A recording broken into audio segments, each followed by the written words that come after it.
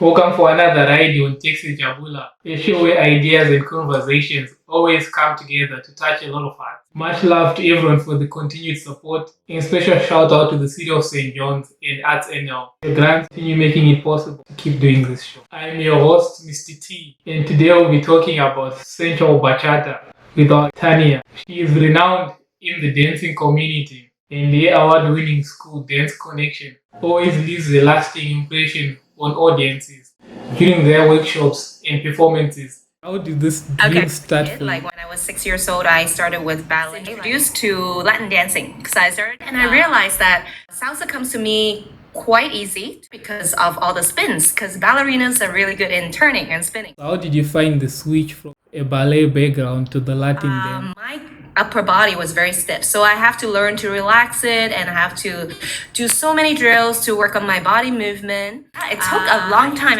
in competitions. Almost every single feedback from the judges, oh, you need to dance more Latin. In the same way that it was not good for me for competition, it was very good for me because a lot of judges actually told me that I did well was because of my posture and my lines. So how do you stay motivated in doing all these amazing things? Well, the traveling was a lot of fun.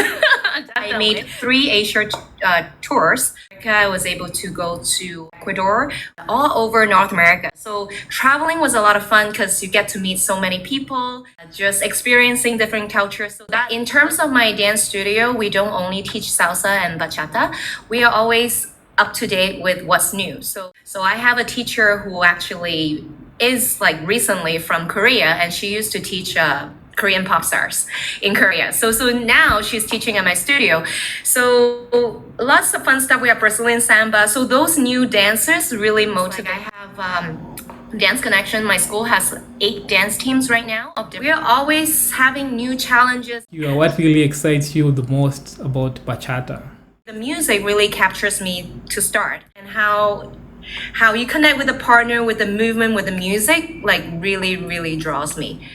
I love it. So to some of our listeners that are watching from home, what would be the difference between sensual bachata and the other styles of bachata? A big, I guess, influence of this new style is from souk, and souk is a style where there's a lot of body movement and a lot of lead and following. So the aspect of lead and following and just lots of body movement versus a lot of footwork. That's, I guess, that distinguish sensual bachata and the other styles. Because music are usually much slower to allow you to go through that body movement very slowly and intricately. And it's usually sensual, very romantic, very nice, like slow songs. So yeah, definitely love that. No, it's in between the sensual and the sexual bachata.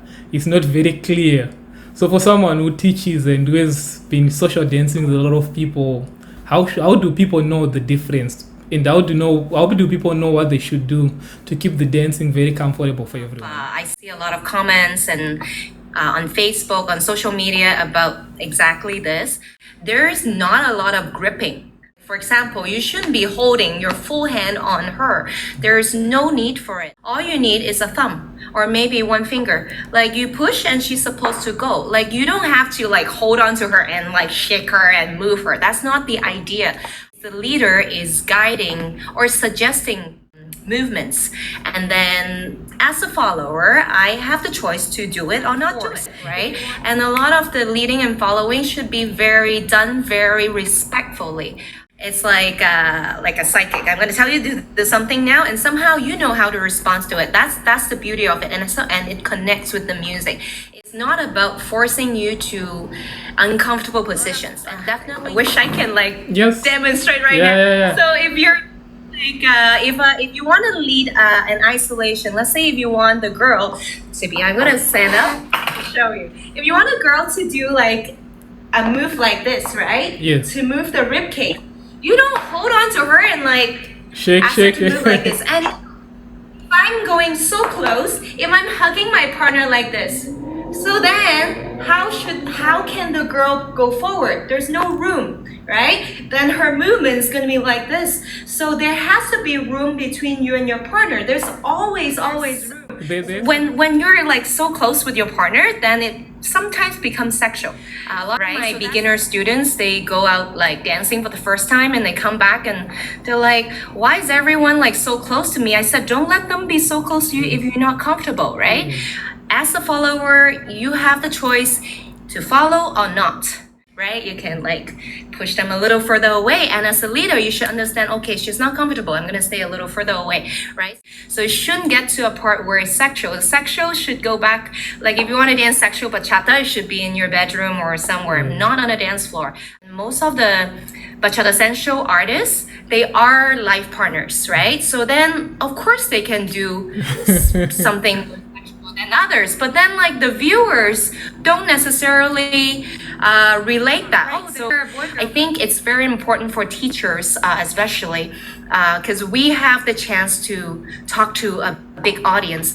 We have the, I guess, responsibility to really let people know that the real difference between sexual bachata and sensual bachata, and not make it go that way, because it becomes uncomfortable for everyone going social dancing, and you don't want that. Because I'm looking for the sensual experience, the music, the connection, not nothing sexual. Like in right? platforms like this, we can like get the conversation started and make bachata great again, especially sensual. Right. What can some of our viewers expect today from the challenge you've prepared for them? I just have a little piece that I'm gonna show you, and it's like a lot of waves. No. So we're gonna start off with a bachata basic. So bachata basic goes 1, 2, 3, 4. Okay. So notice the hips. We are going with whichever foot we're stepping. The hip is down. Okay. So 1, 2, 3, and 4. Okay. Now with the hip movement, we're gonna add a little hip circle. Okay. We call this a figure 8 because we're gonna make a circle like number 8. Okay. So with this figure 8, we're gonna go circle 6, 7, 8. And we're gonna add the arms, okay? The step is gonna look like 5, 6, 7, 8. 1. Okay? So the hand, you can play with it. You can do like a little motion like this. Come here. Okay?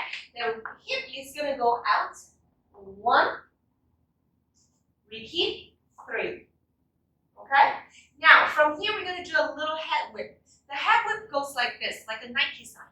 Tick, like a tick, a check mark, okay? So remember, at the end, there's a little flick at the end so that your hair goes behind. Otherwise, you're gonna end up looking like this, okay? So the head's gonna go from right to left. So we're gonna go 1, 3, 5, yeah? 5, you're here. 6, you're here. So I just finished my head whip. Looking crazy with my hair. My chest at this point is forward, right? So we're gonna finish it with the body wave. Now a body wave is a wave, but we're gonna move our body part one at a time. So imagine this imaginary wall here. I'm going to get my chest forward, my rib cage, my stomach, my hips, my thighs, your knees. Yeah.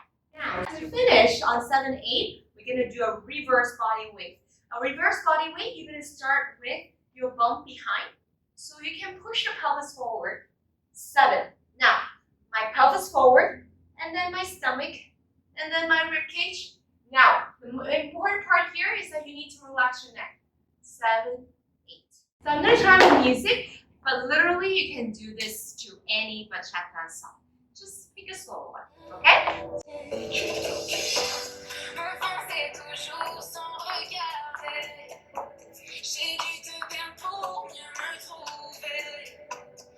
Grateful we have people like you who are keeping the fire.